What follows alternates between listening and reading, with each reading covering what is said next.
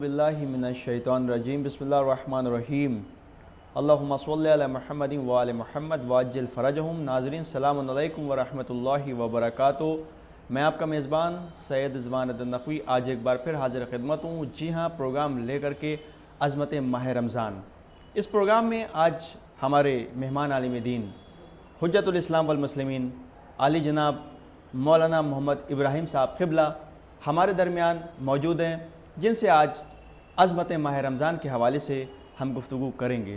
क़िबला सलाम अलैकुम। अलैकुम सलाम व रहमतुल्लाहि व बरकातुहू। कैसे हैं आप? अल्हम्दुलिल्लाह माशाअल्लाह। सबसे पहले हुसैनी चैनल के स्टूडियो में आपका खैर मक़दम है और इस्तक़बाल है कि आप अपनी मसरूफ़ियत के बावजूद तशरीफ़ लेकर आए।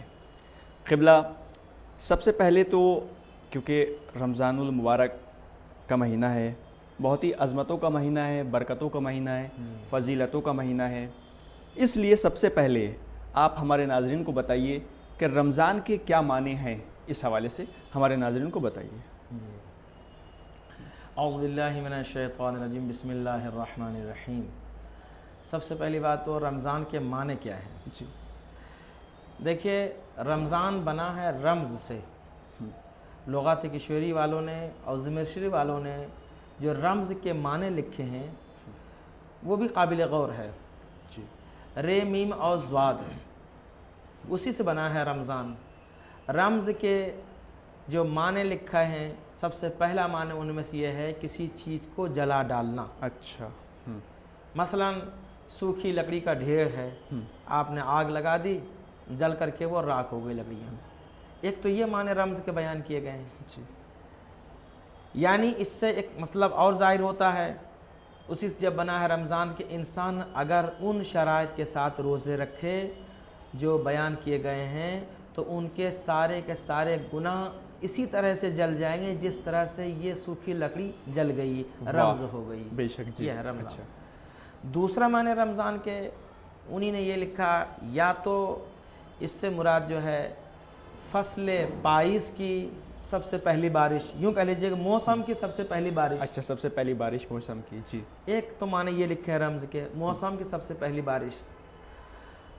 तो इसमें काबिल गौर बात यह है कि जब बारिश नहीं होती है तो आप फ़िज़ा को ज़रा देखें तो आलम यह होगा कि दीवारों के ऊपर धूल जमी हुई है, दरख्तों पे नज़र दौड़ाएंगे उस पर भी धूल जमी हुई है, हाँ, पत्तों पे धूल जमी हुई है, हद यह है कि सड़कों के ऊपर भी धूल है, धूल जमी हुई। जी, फ़िज़ा भी आलूदा है। हाँ, इस तरह से जब मौसम की सबसे पहली बारिश होगी और इस तरह से बाकायदा तौर पे बारिश होगी, तो आप उस वक्त मुलाजा फरमाएंगे जो गंदगी, जो धूल, जो कसाफतें दीवारों के ऊपर थी वो दीवारें साफ़ हो गई। हाँ, हाँ, हाँ। जो फ़िज़ा के अंदर गंदगियाँ थी वो फ़िज़ा साफ़ हो गई। जी, उसके बाद जो दरख्तों के ऊपर जो आपने धूल देखे जी, या पत्तों को जो गर्द आलूद देखे आपने, जब बारिश होगी तो वो सब के सब साफ़ और शफ़ाफ हो जाएंगे।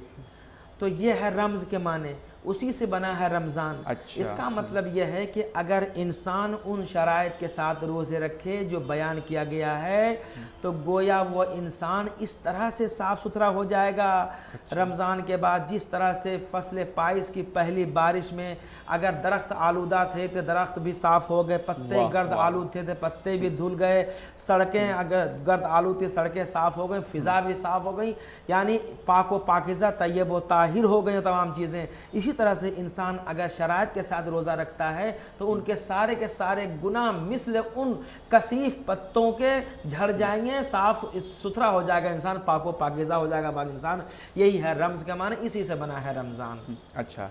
जैसा कि क़िबला अभी इससे पहले जो मुसलसल हमारी गुफ्तगू हो रही थी, हमारे नाज़रीन जानते हैं कि यहाँ से शुरू हुई थी कि यानी कि बंदे का अल्लाह से कनेक्शन, यानी जो बंदे का अल्लाह से रब्त है। ज़ाहिर सी बात है, माह मुबारक रमज़ान बिल्कुल इस वक्त इब्तिदाई दौर गुजर चुका है, पहला अशरा भी मुकम्मल ही हो रहा है के हिसाब से हो चुका है। अब आप ये बताइए कि एक बंदे का रब्त अल्लाह से कैसे हो सकता है करीब, यानी किस तरह से वो इबादतें अंजाम दे, किस तरह से वो ऐसे आमाल अंजाम दे कि जिससे अल्लाह से उसका कनेक्शन करीब हो जाए। इस हवाले से हमारे नाज़रीन को बताइए। सबसे पहली बात यह है कि अल्लाह से करीब होने का जो ज़रिया बताया गया है, जो तरीक़े बताए गए हैं, वो है कि इबादत। बेशक बेशक, इबादत के ज़रिए से ही बंदा अल्लाह से करीब हो सकता है। हाँ। ان عبادتوں میں سے جو اہم ترین عبادت مثلاً ہے روزہ، جس میں انسان کو بھوک کا بھی غلبہ ہے، پیاس کا بھی غلبہ ہے، نکاتیں بھی ہیں، تھکاوٹ بھی ہے، جسمانی ذوف بھی ہے، ان تمام چیزوں پہ انسان صبر کرتا رہے اس بات کے اوپر کہ ہم عبادت کو صرف صرف اللہ کے لیے انجام دے رہے ہیں، تو انسان کے اندر بھوک و پیاس کے ذریعے سے ایک روحانی قوت پیدا ہوتی چلی جائے گی۔ جس طرح سے جسم انسان کے لیے غذا کا ہونا ضروری ہے، اسی طرح سے انسان کے روح کے لیے بھی کوئی غذا ہو تو انسان کی روح چونکہ مادہ نہیں ہے، جوہر ہے، تو لہٰذا اس کو مادی شے بھی غذا کے لیے نہیں چاہیے۔ تو یہ جو روزہ ہے، خاص کر کے بھوک اور پیاس، یہ انسان کے لیے جو روح ہے اس کے لیے خاص غذا ہے۔ اچھا، اب رمضان المبارک کا مہینہ وہ عظیم مہینہ ہے کہ جس کے ذریعے سے انسان اللہ سے قریب ہو سکتا ہے۔ اچھا اچھا جی۔ قرآن مجید کی سورہ بقرہ آیت نمبر 183 کے اندر اعلان ہو رہا ہے کہ یا ایھا الذین آمنوا کتب علیکم الصیام کما کتب علی الذین من قبلکم لعلکم تتقون۔ جی، سورہ بقرہ آیت نمبر 183، اچھا، جس کے اندر یہ اعلان ہو رہا ہے کہ اے صاحبان ایمان، صاحبان ایمان سے خطاب ہو رہا ہے، یہ صاحبان ایمان کتب علیکم الصیام، یعنی روزہ تمہارے اوپر جو ہے واجب کیا گیا ہے۔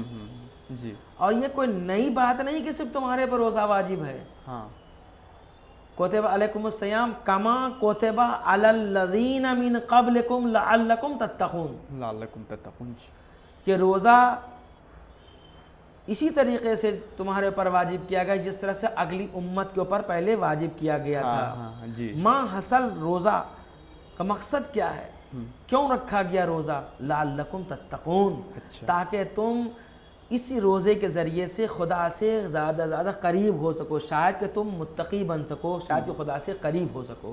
یعنی اس کا مطلب یہ ہے کہ انسان اگر شرائط کے ساتھ روزے رکھتا ہے جو شرائط بیان کیے گئے ہیں، تو اس کے ذریعے سے بندہ اللہ سے قریب ہو سکتا ہے، تقوی الہی حاصل کر سکتا ہے۔ جی، اچھا جناب، یہاں پر ہمارے نوجوان ہیں کیونکہ ظاہر سی بات ہے پروگرام دیکھ رہے ہیں، تو یہاں پر لفظ متقی کی جو ڈیفینیشن ہے کہ بھئی لفظ متقی کیا ہے، تو اس کو بھی وضاحت کر دیا ہمارے نوجوانوں کے لیے کہ لفظ متقی کے کیا معنی ہوتے ہیں۔ مطلب جی دیکھیے، متقی ویسے عرف عام جو ہم استعمال کرتے ہیں کہ یہ انسان بہت متقی ہے، ہاں، یعنی وہ حرام سے بچتا ہے، واجبات کو انجام دیتا ہے۔ جی، اگر حرام سے بچے اور واجبات کو انجام دے تو وہ انسان متقی اور پرہیزگار ہے۔ لیکن اصل متقی اسے کہتے ہیں کہ جو زیادہ زیادہ خدا سے قریب ہو۔ اچھا، خدا سے جو قرب حاصل کرنے والوں کو متقی کہا جاتا ہے۔ اچھا، جی۔ اچھا جناب، اب کیونکہ عبادت کا زمانہ ہے، رمضان المبارک ہے، تو بہت سے لوگ عبادت کرتے ہیں، تو فرض کیجئے کہ کسی نے 2 رکعت صبح کی نماز پڑھی، پھر ظہرین کی پڑھی، ٹھیک ہے، اس کے بعد مغربین کی پڑھی، تو سوچتا ہے کہ میں نے بہت عبادت اللہ کی کر لی ہے۔ جی، کیا عبادت کا مفہوم یہی تک محدود ہے، یا پھر عبادت کا مفہوم اس کے آگے بھی جاتا ہے کہ خالی نماز پڑھ لینا ہی عبادت نہیں ہے، بلکہ روزہ رکھنا عبادت ہے، حج کرنا عبادت ہے، زکوٰۃ دینا عبادت ہے، خمس دینا عبادت ہے، جہاد کرنا عبادت ہے، اور ساتھ ہی ساتھ ماں باپ کی عزت کرنا، مومنین کی رسپیکٹ کرنا، یہ بھی ایک عبادت ہے۔ تو ہمارے ناظرین کو یہ بتائیے کہ کون کون سی عبادتیں ہیں؟ خالی نماز پڑھ لینے سے یہ عبادت کمپلیٹ نہیں ہوتی، بلکہ بہت ساری عبادتیں، جیسے والدین کی خدمت کرنا سب سے بڑی عبادت ہے۔ ہمارے ناظرین کے لیے بتائیے آپ، یہ بہت ضروری ہے۔ بہت ہی اچھا سوال آپ نے کیا، کہ بہت بہت شکریہ آپ کا۔ جی، شکریہ۔ کہ یہ حقیقت ہے کہ عبادت کا مفہوم اتنا وسیع مفہوم ہے جس کو ہم محدود نہیں کر سکتے۔ ہاں، بالکل صحیح کہا جی۔ اتنا وسیع مفہوم ہے عبادت کا۔ عبادت صرف نماز پڑھنے کا نام نہیں ہے، روزہ رکھ لینے کا نام عبادت نہیں ہے، بلکہ ہر وہ شے عبادت میں شمار ہو جاتی ہے کہ جس سے مخلوق خدا کو کوئی فائدہ پہنچے۔ واہ واہ واہ، بالکل بالکل بہتر ہے۔ جی۔ اچھا، مخلوق خدا کی شرط لگائی ہے، یہاں کوئی مذہب کی بھی قید نہیں ہے۔ ہاں، اچھا، چاہے جس مذہب سے تعلق رکھنے والا انسان ہو، اگر مخلوق خدا کو انسان فائدہ پہنچا رہا ہے اپنی ذات کی وجہ سے، گویا وہ بھی ایک عبادت ہے۔ میں آپ کو بتاتا چلوں، عبادت کے مفہوم بہت وسیع ہے۔ نماز پڑھنا، روزہ رکھنا، زکوٰۃ ادا کرنا، خمس و جہاد، امر بالمعروف نہی عن المنکر، وہ تو اپنی جگہ پہ ہے. والدین کی اطاعت، پڑوسیوں جی پڑوسی کے ساتھ اچھے روابط کرنا، بڑوں کا احترام کرنا، یہ تمام چیزیں اپنی جگہ پہ ہیں، یہ سب عبادت میں ہیں. لیکن ایک آخری منزل تک یہ ہے کہ کسی جاندار شے مخلوق خدا کی مدد کر دینا، کمک کر دینا. حد یہ ہے کہ راستے سے اس کانٹے کو آپ ہٹا دیں یہ سمجھ کر کے کہ کسی مخلوق خدا کو تکلیف نہ پہنچ جائے. یہ بھی تمام عبادت میں شامل. یہ بھی یعنی کہ جہاں نماز پڑھنا عبادت ہے، نماز پڑھنا عبادت ہے، روزہ رکھنا عبادت ہے، وہاں پر بہت سارے احکام ہیں جو عبادت میں شمار ہوتے ہیں، وہاں پر یہ بھی اس کی بھی بہت تاکید کی گئی ہے جو آپ نے ابھی فرمایا. اس طرح سے یہ تمام چیزیں عبادات میں ہیں، لیکن ان میں سب سے افضل ترین جو بتایا عبادت وہ نماز بتایا. اچھا وہ نماز. ہاں بالکل ظاہر سی بات ہے، نماز تو بھائی مین اگر اسلام کی بنیادی کہہ لیجئے نماز ہے. اگر نماز جس کی قبول نہیں تو اس کا کوئی عمل قبول نہیں. تو اس لیے نماز تو اہم ہے، لیکن ساتھ ہی ساتھ بہت ساری عبادتیں ایسی ہیں جو ضروری ہیں. اچھا ہمارے اماموں نے جس طرح عبادتیں انجام دیں، جس طرح آپ روزے رکھتے تھے، جس طرح آپ نمازیں پڑھتے تھے، یعنی کہ زین العابدین علیہ السلام کے بارے میں بھی تواریخ میں ملتا ہے کہ جب آپ وضو کرتے تھے جو پانی لایا جاتا تھا تو آپ کا پورا بدن کانپتا تھا. کیوں کانپتا تھا؟ اس لیے کہ آپ اس خالق کائنات کی بارگاہ میں سجدہ ریز ہونے جا رہے ہیں، عبادت کرنے جا رہے ہیں کہ جو پوری کائنات کا مالک ہے. تو اس طرح بہت سارے اماموں کے واقعات ملتے ہیں. تو ہم چاہتے ہیں ہمارے ناظرین کو آپ عبادت کے بارے میں بتائیے کہ اماموں نے جس طرح عبادت کی تھوڑے کم وقت میں آپ بیان فرمائیں. جی ظاہر سی بات ہے کہ عبادت کا تعلق جو ہے معرفت سے ہے. جس کو جتنی معرفت خدا سے ہوگی وہ اتنی ہی عبادت میں اتنی عروج پیدا ہوگا. اچھا جی اتنی ترقی ہوگی. اب جس کو معرفت ہے، ایک انسان ہے اس کو جہاں تک معرفت جلدی سے وہ نمازیں ادا کر لیتا ہے، چاہتا ہے جلدی سے جو ہم قرآن کو ایک پارہ پڑھ لیں، ایک سورہ تمام کر لیں، جلدی سے ہم یہ نماز اپنے تمام کر لیں. یہ معرفت کی بات ہوتی ہے. لیکن اگر معرفت منزل کمال کو پہنچ چکی ہو، انسان کامل ہو چکا ہے، تو ان کی عبادت میں بھی ایک وزن پیدا ہو جائے گا. ابھی زوال کا وقت آیا نہیں ہے، جیسے ہی زوال کا وقت قریب ہوگا، معرفت اگر ہے تو وضو کرنے کے لیے صرف وہ کھڑا ہوگا تو اس کے جسم میں لرزہ طاری ہو جائے گا.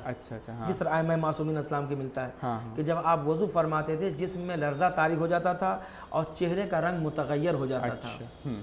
جب وجہ پوچھی تو بتایا کہ معلوم یہ ہوا کہ اس بارگاہ الہی میں کھڑا ہونا ہے. تو یہ معرفت کی منزل ہے. انسان کو جتنی معرفت ہوگی اس انداز سے وہ عبادت کرے گا اور عبادت میں جو ہے وہ معراج پیدا ہوتی چلی جائے گی. اچھا جناب، والدین کے بارے میں اگر یہاں پر دیکھا گیا ہے کہ والدین، کیونکہ ظاہر سی بات ہے کہ ہمارے سامنے والدین ہیں تو ہم وہ جو والدین کا مقام ہے بہت بلند ہے. ظاہر سی بات ہے کہ اگر والدین نہ ہوتے تو ہم لوگ نہ ہوتے. بھائی والدین کی مہربانی ہے، یہ ذریعہ ہے، اللہ نے والدین کو ذریعہ بنایا کہ آج ہم لوگ جو موجود ہیں وہ والدین کی وجہ سے. لیکن کہیں نہ کہیں یہ دیکھا گیا ہے کہ وہ بچہ کہ جس کو ماں باپ پالتے ہیں، اتنا بڑا کر دیتے ہیں، بعد میں یہ بچہ کیا بات ہے کہ جو اپنے ماں باپ کے خلاف جاتا ہے اور ان کو برا بھلا کہنے لگتا ہے، ان کے ساتھ بد کلامی بھی کرتا ہے، بدتمیزی بھی کرتا ہے. تو کچھ حدیثوں سے ذرا بتائیے کہ وہ نوجوان کہ جو یہ سوچتے ہیں کہ ماں باپ بہت ہی لائٹلی لیتے ہیں کہ ماں باپ کو کہ ان کی کوئی زیادہ اہمیت نہیں ہے، جبکہ ان کو یہ سوچنا چاہیے ان بچوں کو کہ اگر والدین نہ ہوتے تو ہم نہ ہوتے، میرا وجود ہی نہ ہوتا. تو اس حوالے سے والدین کی رسپیکٹ ہونا بہت ضروری ہے. آج کے دور میں جو ایسا سننے کو ملتا ہے کہ بہت سے لوگ جو ہیں والدین کی اطاعت نہیں کرتے ہیں، تو والدین کی اطاعت ضرور کرنا چاہیے تمام مومنین کو. تو آپ ہمارے ناظرین کو بتائیے، خصوصاً نوجوانوں کو. میں نوجوانوں سے خاص کر کے مخاطب ہونا چاہتا ہوں. سب سے پہلی بات تو یہ معلوم ہونا چاہیے کہ پروردگار عالم نے اپنی رضائیت کو والدین کی رضائیت میں رکھا. جس طرح سے حدیث پیغمبر بھی ہے کہ رضی الرب فی رضئہما وسخط الرب فی سخطہما. اگر ماں باپ اگر راضی ہے تو اللہ بھی راضی ہو جائیں گے. ہاں بالکل ظاہر سی بات ہے. بالکل اگر ماں باپ راضی ہوتے ہیں ماں اور باپ میں سے اللہ بھی راضی ہو جائے گا. رضی الرب فی رضئہما یعنی ماں باپ کے رضائیت سے اللہ راضی ہوتا ہے. وسخط الرب فی سخطہما اگر ماں باپ ناراض ہوں تو خدا بھی ناراض ہو جاتا ہے. بالکل. اگر اس حدیث کو انسان صرف ذہنوں پہ نوٹ کر لے تو کافی ہے پوری زندگی کے لیے کہ اگر کوئی انسان چاہتا ہے کہ اللہ ہم سے راضی ہو جائیں ہر انسان دنیا کے اندر جتنے بھی انسان ہیں عبادت کرتے ہیں، کار خیر کو انجام دیتے ہیں صرف بس صرف اس لیے تو خدا سے قریب ہو جائیں، خدا کی رضایت حاصل ہو جائے، بالکل بالکل ہاں، اس کے علاوہ اور کوئی مفہوم نہیں ہے۔ جتنے بھی کار خیر کو انجام دیا جاتا ہے، چاہے وہ نماز پڑھتا ہو، روزہ رکھتا ہو، خمس و جہاد و زکوٰۃ اعمال کو انجام دے رہا ہے، مقصد صرف یہی ہے کہ وہ انسان خدا کو راضی کر لے، خدا کو راضی کر لے، بالکل خدا سے قریب بہت ہو۔ اچھی بات ہے، بالکل خدا سے قریب ہو، ہاں تو اب اگر چاہتا ہے کوئی کہ واقعی خدا سے اس سے راضی ہو جائے خدا، تو سب سے پہلے اسے یہ چاہیے کہ اپنے ماں باپ کو راضی کرے وہ، جی بالکل بالکل، اس لیے کہ خدا کی رضایت ماں باپ کی رضایت میں مخفی ہے۔ ہاں بالکل بے شک، اور جہاں تک ماں باپ کی عظمت کی بات ہے کہ آپ کو معلوم ہونا چاہیے پروردگار عالم نے قرآن مجید کے اندر عظمت والدین کو اس انداز سے بیان کیا ہے جی کہ واخفض لہما جناح الذل من الرحمہ وقر رب ارحمہما کما ربیانی صغیرہ، سورہ اسراء کی آیہ کریمہ ہے۔ تو میں آپ کی خدمت عرض کر رہا ہوں کہ والدین کے لیے یہ حکم ہے کہ جب ان کے سامنے جاؤ تم تو اپنے شانے کو جھکا دو۔ اچھا جی، یہ افتخار صرف بس صرف مذہب اسلام کو حاصل ہے۔ واہ واہ، دنیا میں بے شمار مذاہب پائے جاتے ہیں، لیکن کسی مذہب میں آپ کو یہ نہیں ملے گا، یہ قانون نہیں ملے گا کسی مذہب میں کوئی انسان اپنے ماں باپ کے سامنے جائے تو کس انداز سے جائے، ہاں بالکل، طریقہ کار کیا ہونا کیا ہونا چاہیے، آیا سر بلند کر کے جائے، سینہ تان کر کے جائے، جی جی، اور اس کے بعد جب جائے تو کس لہجے میں گفتگو کرے۔ یہ قبلہ ماں باپ کا کتنا بڑا احسان ہوتا ہے، اگر بچے غور کر لیں کہ پوری عمر ماں باپ جو ہیں خود جو ہے فاقے کرتے ہیں مگر اپنے بچے کو کھلاتے ہیں، ٹھیک ہے نا، خود جو ہے وہ دھوپ میں ماں جلتی رہتی ہے مگر اپنے بچے پہ کہیں سے جو ہے دھوپ کا جو ہے سایہ نہیں پڑنے دیتی بلکہ اس کو سائے میں لے کر آتی ہے۔ اگر آپ دیکھیں تو والدین کتنی محنت کر کے بچے کو اس لائق کرتے ہیں اور بعد میں بچے جو ہیں اگر اس طرح ماں باپ کی کہنا نہ مانے تو کتنی غلط بات ہے۔ تو ذرا سا کچھ اور بھی اسی پر ہمارے ناظرین کو آپ بتائیے۔ جی، سب سے پہلی بات تو یہ ہے کہ عظمت والدین کے لیے یہی کہنا کافی ہے کہ پروردگار عالم کی کو ہر انسان چاہتا ہے خدا ہم سے راضی ہوں، تو پہلے جو ہے اپنے ماں باپ کو راضی کرو، اور اس کے بعد یہ ہے کہ ماں باپ کے سامنے جاؤ تو اپنے شانے کو جھکا کر جاؤ۔ جی بالکل، دیکھیے اس زمانے میں بھی ترقی یافتہ زمانہ ہے، پڑھے لکھے افراد تشریف رکھتے ہیں، کتنے احتیاط سے کام لیا گیا ہے، سر جھکانے کا حکم نہیں دیا گیا، شانے کو جھکانے کا حکم دیا جائے، شانے کو جھکانے کا، سر تو خالق حقیقی کے سامنے جھکنا ہے، بے شک کسی کے سامنے نہیں، لیکن شانے کو جھکانے کا حکم دیا گیا ہے۔ تو ذرا آپ یہ بتائیے کہ کوئی انسان ماں باپ کے سامنے جائے، شانے کو ذرا جھکا کے دکھائے، وہ کیسے جھکائے گا؟ ہاں ہاں بالکل بالکل، دیکھیے یہ تو پریکٹیکلی بات ہے کہ وہ انسان اگر شانے کو جھکائے گا، اس والے حصے کو شانے کہتے ہیں، جب اس کو جھکائے گا تو آپ یہ دیکھیں گے کہ جب شانے کو جھکانے مطلب نیچے کرے گا تو شانے کے ساتھ ساتھ سر بھی نیچے آنے لگتا ہے، نیچے، ہاں وہ ان کے سارے بھی آنے لگتی ہے، جی بالکل، جبکہ حکم یہ ہے کہ شانے کو جھکائیے، سر نہ جھکائیے۔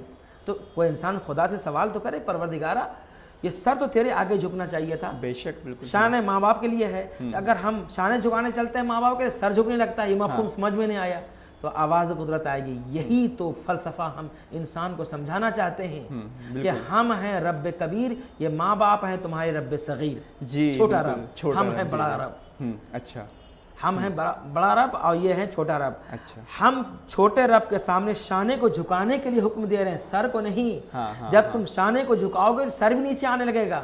اس کا مطلب یہ کہ یہ فلسفہ ہم سمجھانا چاہتے ہیں کہ انسان پہلے رب صغیر کے سامنے سر تو جھکانے کا عادی بن جائے، پھر اس سے امید لگائیں گے کہ رب کبیر کے سامنے بھی اس کا سر جھک سکتا ہے۔ بہت اچھی بات، بہت اچھی، کاش کہ ہمارے نوجوان ان باتوں پہ ضرور عمل کریں، اور ہم سب کو چاہیے کہ ان سب باتوں پہ ضرور عمل کریں اور والدین کی رسپیکٹ کریں اور ان کا احترام کریں، کیونکہ والدین ایک بہت قیمتی چیز ہے، ظاہر سی بات ہے۔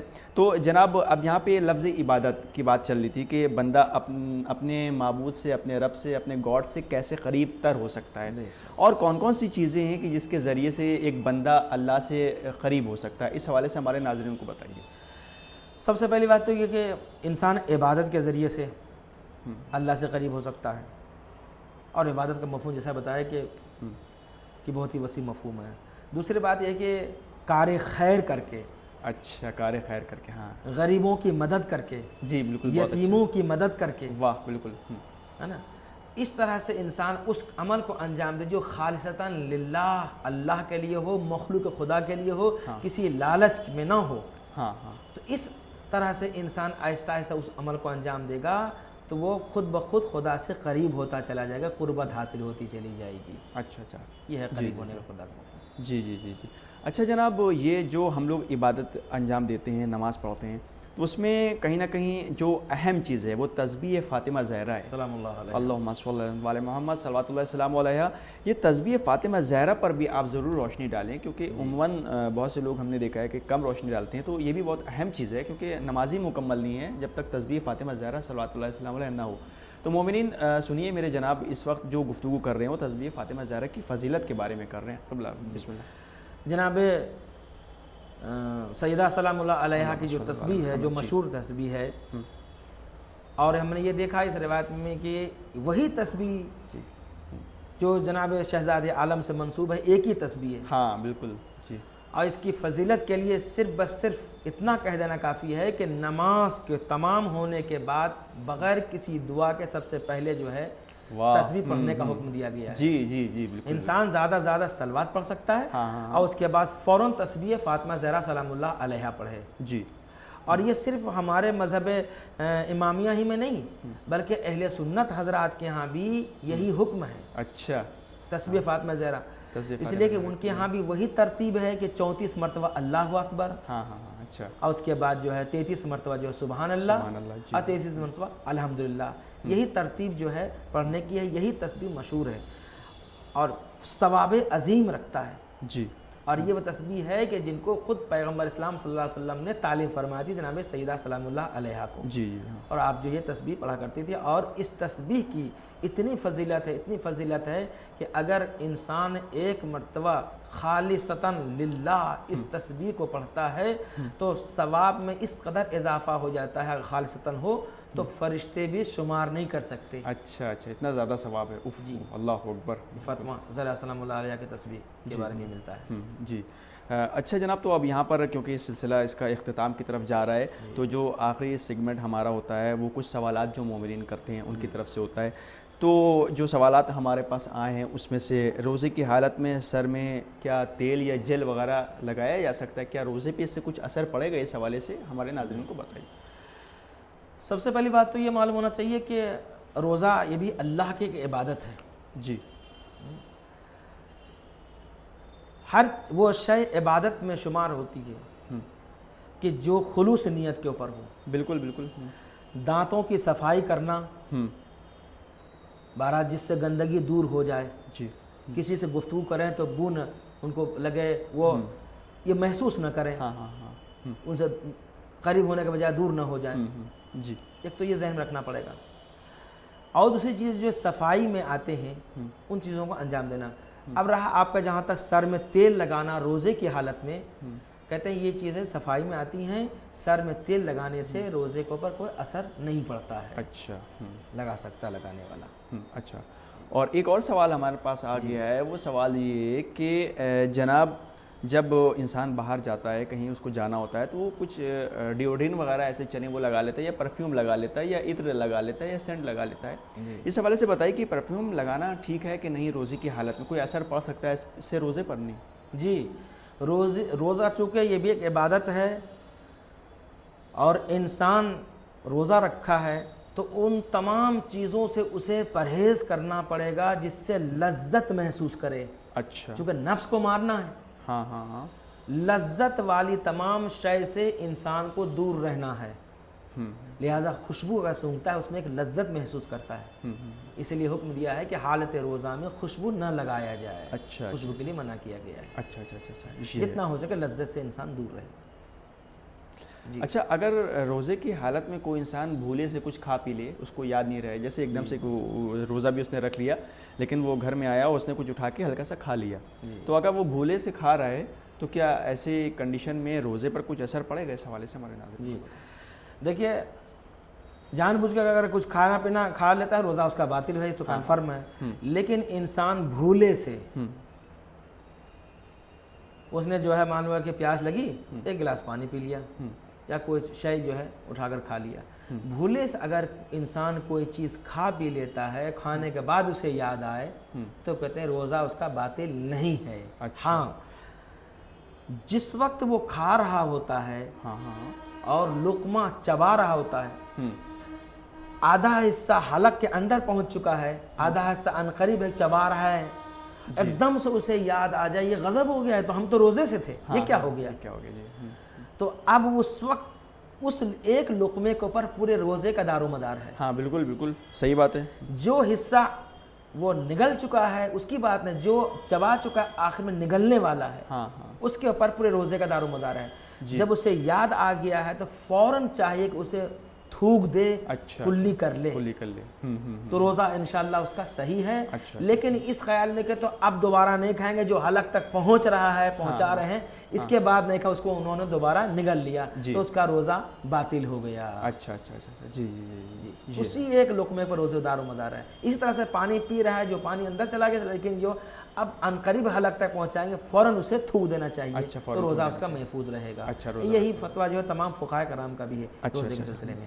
اچھا جناب، شب 13 کے جو اعمال ہیں، جو اسے جیسے کل 13 ہے تو شب 13 کے جو اعمال ہیں وہ کس طرح سے انجام دینا چاہیے، اور پہلے سے کیا اس کی تیاری ہونا چاہیے، کس طرح کی عبادتیں ہیں ہمارے ناظرین کے لیے بتائیے آپ۔ آپ کو معلوم ہونا چاہیے کہ غسل کرنا جو ہے یہ مستحبات میں سے ہے۔ اچھا اچھا جی۔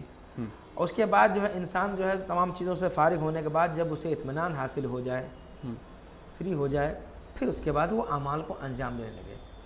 4 رکعت نماز اسے پڑھنا ہے، اور جتنی بھی مستحبی نمازیں ہیں 2 رکعت پڑھی جاتی ہے، اور اس کے جو ہے تفصیلات جو ہے اگر کوئی دیکھنا چاہتا ہے کہ چھوٹی چھوٹی دعاؤں کی کتاب میں تحفۃ العوام میں یا توضیح المسائل طرف رجوع کرے مل جاتی ہیں، تو وہاں آپ کو مفاد الجناح میں رجوع کرے تو وہاں کو مل جائے گا، اس طرح سے انجام دیا جائے گا، کوئی ایسا مشکل مرحلہ نہیں ہے۔ اچھا اچھا، آخری پیغام رمضان المبارک کے حوالے سے آپ ہمارے ناظرین کو کیا دینا چاہیں گے کہ آج کل رمضان المبارک ہے تو اس میں کس طرح کا خاص اہتمام ہونا چاہیے مومنین کی طرف سے؟ جی، سب سے پہلی بات تو یہ معلوم ہونا چاہیے کہ رمضان المبارک میں اگر کوئی انسان کسی کو افطار کرواوے، واہ واہ سبحان اللہ، بے شک ہمارے چوتھے امام امام زین العابدین علیہ السلام کے متعلق ملتا ہے کہ آپ جو ہیں رمضان کے دنوں میں گوشت پن ذبح کرواتے تھے، اچھا، اور کھانا تیار کرتے تھے اور اپنے ہاتھوں سے حصہ تقسیم کرتے تھے، اچھا اچھا، خاندان والوں کو، دوسرے افراد کو، جی، یعنی افطار سے پہلے یہ کھانا گھر پہنچ جائے گا، ہاں ہاں ہاں، افطار کروائے۔ تو یہ ہمارا ائمہ معصومین علیہ السلام سے چلا آ رہا ہے۔ اس زمانے میں بھی اگر کوئی انسان کسی مرد مومن کو افطار کرواتا ہے، من افطرا مومنان، کوئی انسان کسی مرد مومن کو افطار کرواتا ہے تو اس کا ثواب جو ہے عتق و رقابہ، یعنی ایک غلام آزاد کرنے کا ثواب ہے۔ اوف واہ، ایک غلام آزاد کرنے کا ثواب، ظاہر غلامی کا زمانہ تو رہا نہیں، اس حساب سے اگر جوڑا جائے ایک انسان کی کتنی قیمت لگا سکتے ہیں، ایک غلام کے آزاد کرنے کا ثواب روزے افطار کرنے میں ہے۔ پیغمبر کی خدمت میں ایک شخص حاضر ہوا، انہوں نے کھڑے ہو کر عرض کیا کہ نبی خدا، ہمارے پاس تو کچھ نہیں ہے، کیا ہم اس شرف سے محروم ہو گئے؟ کہ اتنا بڑا ثواب ہے افطار کروانے میں، یہ غلام آزاد کرتا ہے انسان، تو ہمارے پاس تو پیسے نہیں، مال و زر نہیں کہ کسی کو ہم افطار کرائیں، کھانا کھلائیں۔ تو آپ نے فرمایا ولو بشرین، یعنی چاہے وہ کھجور کے ایک ٹکڑے سے صحیح، اور شربتم من الماء، یا پانی سے ہی افطار کروا دے، یعنی پھر بھی وہ ثواب کو درک کرے گا، لیکن نیت کے اوپر ہے، کچھ نہیں ہے، اگر تھوڑا سا بھی کوئی اہتمام کر دے، افطار کروا دے کسی مرد مومن کو، تو وہ ثواب اسے حاصل ہوگا۔ روزے کے مہینے میں ایک تو سب سے پہلی بات ہے کہ انسان کو غصے پہ کنٹرول ہونا چاہیے، ہاں بالکل بالکل ظاہر سی بات ہے، بالکل ہاں۔ دوسری بات یہ ہے کہ خود اپنا کام چاہیے کہ انسان خود کرے، ایسا نہ کہ نکاحت طاری ہو چکی ہے، دوسرے افراد بھی روزے سے ہیں، وہ لیٹے ہوئے ہیں، خود بچوں سے کہہ رہے ہیں آپ فلاں کام کر دیے، فلاں چیز لا کے دیجیے، نہیں، کوشش کرے انسان کم سے کم کام لے اور اپنا کام خود کرنے کی کوشش کرے، اچھا جی، دوسروں کے اوپر زیر بار نہ ہو۔ جی جی، یہ سلسلہ ماہ مبارک رمضان میں انسان کو چاہیے کرے۔ بہت شکریہ جناب، آپ تشریف لائے، بہت شکریہ۔ تو یہ تو تھے حجت الاسلام والمسلمین علی جناب مولانا محمد ابراہیم صاحب قبلہ، جو پروگرام عظمت ماہ رمضان سے گفتگو فرما رہے تھے۔ اب اپنے میزبان سید رضوان نقوی کو دی اجازت، اس امید کے ساتھ کہ کل پھر انشاءاللہ آپ سے ملاقات ہوگی اسی وقت، تو آپ دیکھتے رہیے حسینی چینل۔ خدا حافظ، السلام علیکم ورحمۃ اللہ وبرکاتہ، فی امان اللہ۔